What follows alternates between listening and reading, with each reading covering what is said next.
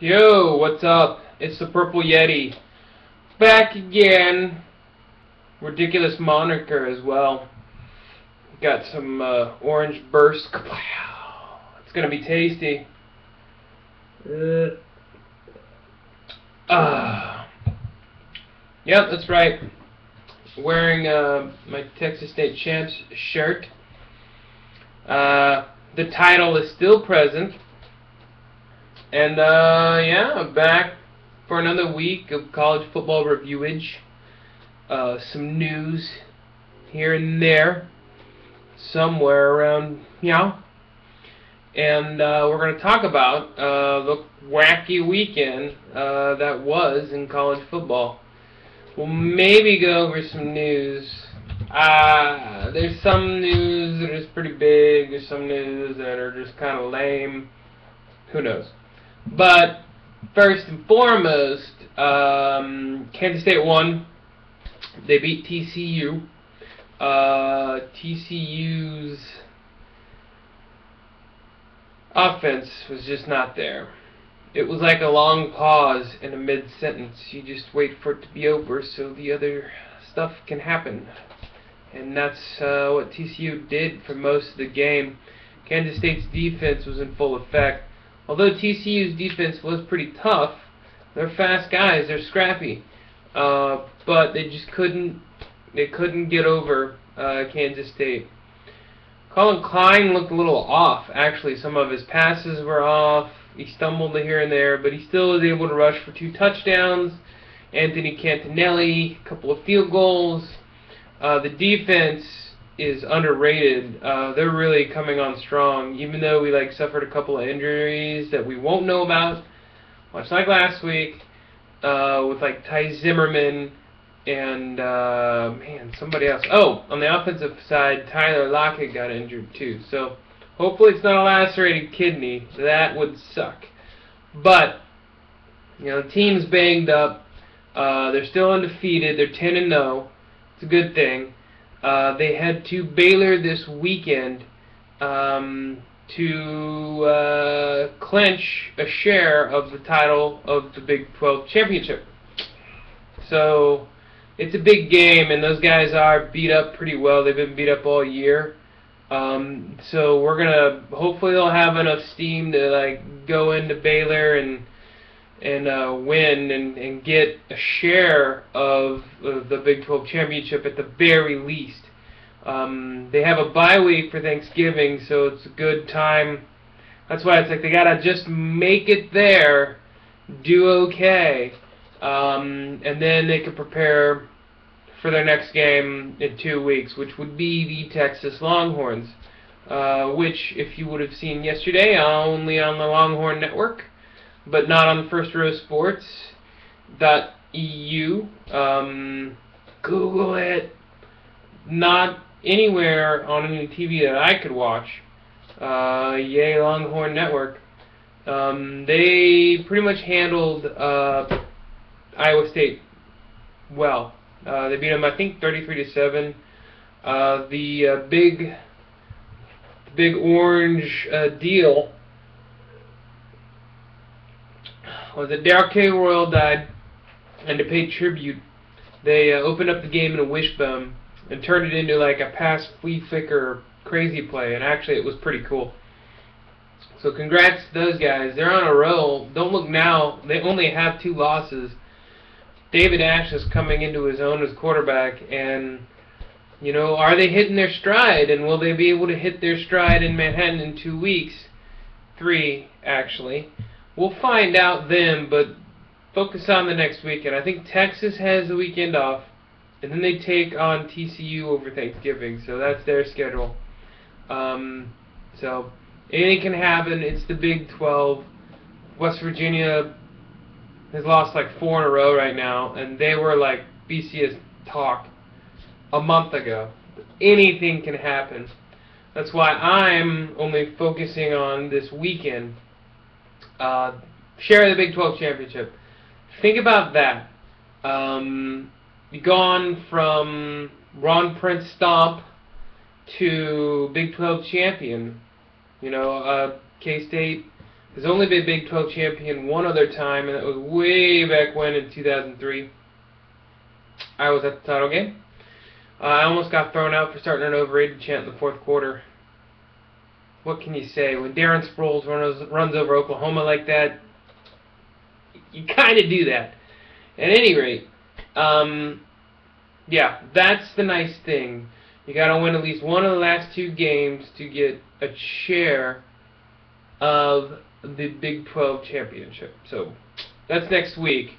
Lick your wounds, get better, finish strong, maybe against Texas, or if you have to, get a win to get the share of the title against Texas. So there's a lot of things that could play out still, but that's that. And here's why. And here's why I haven't talked about that yet. Big 12 championship, most important thing first. Next, guess what? Alabama lost. I know, right? There is a chink in the elephant armor. So Johnny Football, Texas A&M rolled in and actually did a Big 12 offense doozy on them, and that was it. See you later. Wouldn't want to be ya. So, Alabama lost. Kansas State is your new #1 BCS ranked team. Woo! That's about all the celebration I'm going to be doing. They are #1. Oregon is #2. Notre Dame is 3. Alabama fell down to 4. And really doesn't matter if you're 1 or 2. You know, you just got to be there. Sorry, Notre Dame. You had a bleh game against Boston College of all teams. Meanwhile, Oregon rolled the California team with just about the same record as Boston College. So TCU's tough. TCU's tougher. They've got a better record. So yeah, Notre Dame, you're going to need some help. Oregon, as a K-State fan, I'd really rather play Notre Dame, but, you know, that's for bowl season. If you want to have any speculation, just feel free to drop a comment down below. Let me know. So, that's kind of been the top 5. Big 12-wise, I actually was in the gym because this Yeti needs to be svelte, and was watching the Texas Tech Kansas game, and oh lordy, Charlie Weiss actually made those kids competitive. It's a good thing he changed his offense to mold around the rushing attack of a James Sims and that other guy, the Pearson. No, not K-State's Pearson, but the other kid. They ran right over Texas Tech, and this is a Texas Tech that supposedly had an awesome rushing defense, or at least that's what they were when Kansas State beat them. So kudos at least to the Jayhawks for getting some great rushing yards against a Texas Tech team on the road. Sorry you didn't get the win. Much like the Kansas City Chiefs, you're just not winning this year. It's just not gonna happen. No. I didn't really watch any other Big 12 games. So, looking forward. I already talked about that. Oklahoma did struggle against Baylor. They let Baylor come back toward the end, but I think Oklahoma's just going to take care of business. They're going to sneak in there and be around, you know, top 10 BCS by the end of the year, and that's a good thing. At least that's a good thing. All Big 12. So good for those guys.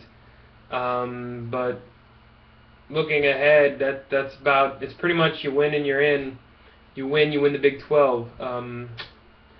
So other news that came out, I guess the BCS people have landed on a 6-site rotating deal for not the championship game, but the accessory games. So what you're going to have is you're going to have 2 games that are for the national championship playoff, and then the other 4 games will include automatic qualifying stuff from at least one of the Gang of 5, which is like the Sun Belt or whoever, and the Big East, because they dropped. So you're looking at 6 bowls with 6 power conferences. What is it? SEC, Pac-12, Big 12, Big 10, Pac-12, Big 12, Big 10, ACC, and the SEC. That's 5, and then 6, the Gang of 5 with the Big East. I think that's 10. So that's 10 for 6, 12. So you got 2 open for Notre Dame or Boise State or whoever. So I guess having 6 rotating is weak on the surface. It throws a bone to all the other conferences like the Sun Belt and whoever. You know, good for those guys. But it seems like a money grab again. I think it's just BCS2.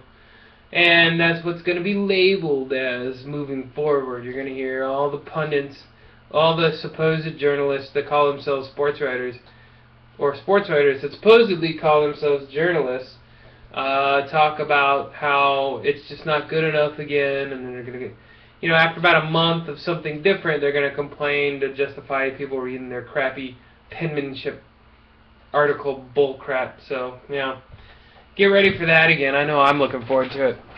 But they did agree on that, so, and the Jerry Dome, Jerry Jones Cowboy Stadium, you know, didn't make the cut for the Champions Bowl, so you know they're getting the national championship game. That's a no-brainer. It's the biggest stadium. It's the best stadium. Sorry, Arrowhead. It's the best stadium. Sorry, I can't even remember Kansas's field. It's got couches on the field and like recliners. Anyway, that's gonna get the national championship game. It's a slam dunk. So look for that coming too.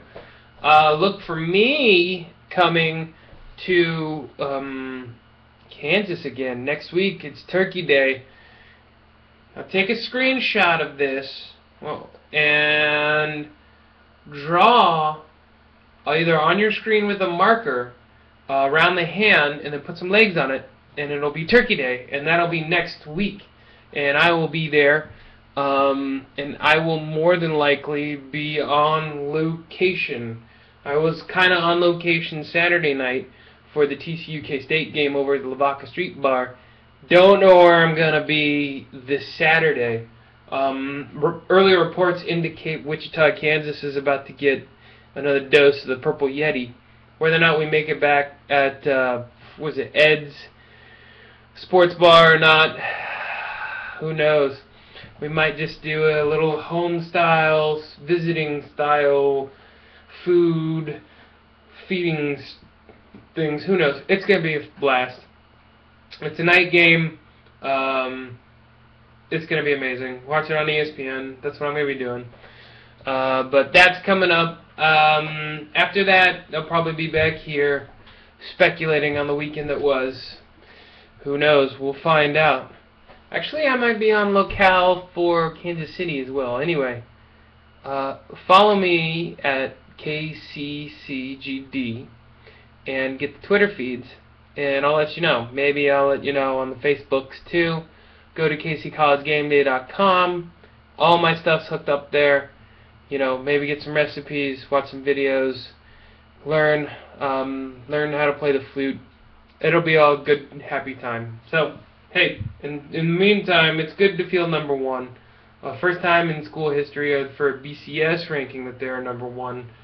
They matched Missouri, but they're in the SEC. Who cares about them? So they're one of 16 teams to be ranked BCS number 1. Enjoy it. Hope it goes for the better, but it's a hell of a ride, and I'm glad you guys can make it with me. Until then, until next week, until the next ride stop, see ya.